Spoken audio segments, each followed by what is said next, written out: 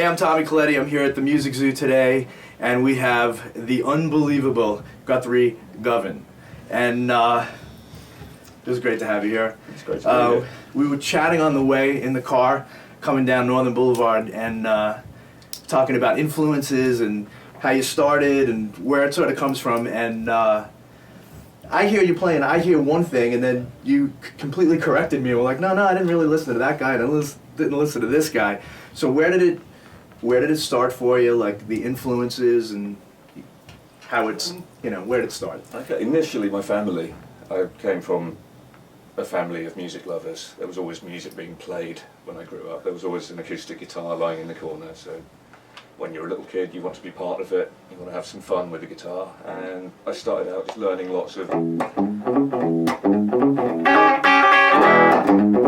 all that good stuff. Right. Early, pre-Army Elvis, Little Richard, Gene Vincent, all that stuff, and the guitar was just a machine that you used to help you sing songs. Right. And then I basically rifled through my parents' record collection in what turned out to be roughly chronological order. So I remember hearing the Beatles and realising there were other chord shapes apart from that. Right. I remember hearing Cream for the first time and realising that the guitar could have a voice and be the singer in a band effectively. Right. I remember hearing Hendrix, and obviously everything about Hendrix is startling when you hear it for the first time. But what really got me about him was that just the way he played rhythm, and it wasn't block chords.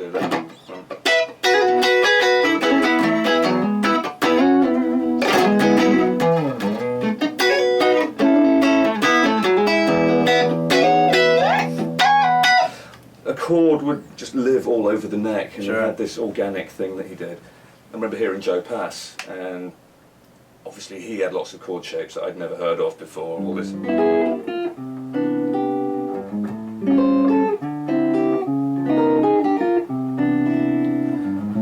So I just tried to learn all this stuff by ear. And was it only guitar influences, or did the influences come from other places like jazz and sax players? Or honestly, it was everything. It was ice cream vans, it was Christmas carols. To me, everything was worth stealing. Right. So I wanted to know about all the different voices you could get out of a guitar. But in terms of notes, and just working on the ear training, it was like, it's all good. Right. So, now, something that's the first time I heard you play was at a NAMM show several years ago, and for anybody that hasn't been to a NAMM show, it's like the biggest music store you'd ever imagine, with a zillion people all playing different stuff all at the same time. And it's very hard to focus in on one thing, sound, or anything, and it's usually just kind of like just scattered, craziness. And immediately, and I'm sort of a pain in the butt when it comes to stuff like this, because I've heard a lot because of the store and everything.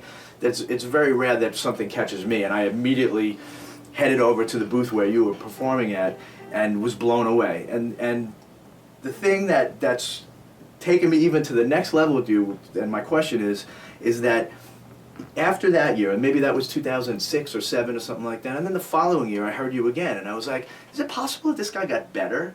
And then the year after that, and so my question is how do you keep pushing, and how do you find inspiration to get better? So like when somebody like myself sees you 4 or 5 years ago and goes, oh my God, this guy's crazy, usually that first thing when you hear somebody, like from that point on it kind of gets watered down. But for you, I feel like it's the opposite, like you keep growing as a musician. So where are you finding the inspiration? Kind words, I'm glad it sounds that way. I don't know, music isn't like a computer game where one day you reach the end of the 10th level and it's all over, you've won. And there should never be a point where you realise I've conquered music. Now there's a void in my life and I need to find a new hobby. Music just seems like the more you find out about it, the more you realise there are a million avenues you still need to explore further. Right. So I think it's like a self-correcting mechanism. Every time you learn something new, you discover other things that you don't know, and that stops you from getting stale. Have there been players, or whether guitar players or different musicians over the last, let's say, 5 years, that have influenced you or made you turn a corner and say, wow, this is something new, that's inspiring? Okay, the last guitar player I heard that really did that for me was Derek Trucks. And sometimes you look in the wrong place for people to innovate on the guitar. And I think Derek's found a kind of innovation and found his own voice by going right back to some really basic, obvious things. Like, I like Mahalia Jackson singing gospel tunes. I like the Allman Brothers Fillmore East album. Right. What happens if you do that? So I guess all he's really doing is sounding impossibly vocal on the guitar. And so the instrument becomes transparent and all you hear is pure music. Sure. So it's not like some guy who invents a completely new technique or starts using new scales. It's a very basic thing, but it's done so incredibly So well. I was so excited. Oh, guitar is still cool. There's still yeah, he's great. stuff that you can do.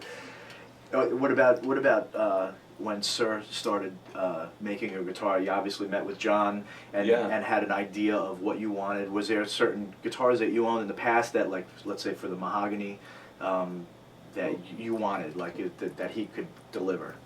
Well, I can't take too much credit for the design of this guitar. I mean, Sir have been a great company. They've been really good to me, and over the last few years they've sent me examples of various things that they do, along with some explanation. It's like, if you like this, it's because it's this wood and that fingerboard and these frets, and what do you think? How do you think it compares with some other guitar you tried? Right. So I've kind of worked out, to some extent, through having the help from those guys, I've worked out what the differences are between different wood combinations.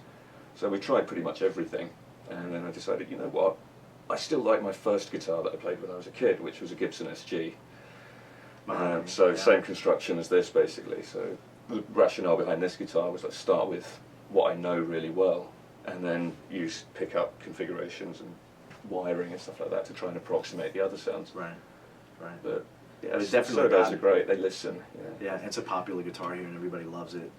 You know, excellent. So they sound great. What about effects? Is there effects that you plug into something and it'll change your playing entirely, or it'll inspire you to write? Depends on the amp. I mean, I do quite a lot of different things. I do different gigs, and the sound I need is always different. So sometimes it's a different amp. So I don't really have a go-to pedal in particular. The most fun I have with pedals is when I'm playing jazz fusion stuff in a band in my hometown. We have one of these underground residency gigs once a week. And that's where I try out all the mad scientist stuff. If there's a ring modulator or an envelope filter, I'll take it to that gig, not to the pop session. Yeah. There's lots of good stuff out there. I almost don't want to recommend a pedal because it's more fun if you discover things it on your own. Yeah, absolutely. Well, I appreciate you being here. There's a bunch of people downstairs that are dying to see you. So, yeah. No, thanks for having me. Let's go down and have some fun. Rock and roll. Thanks again. Cheers.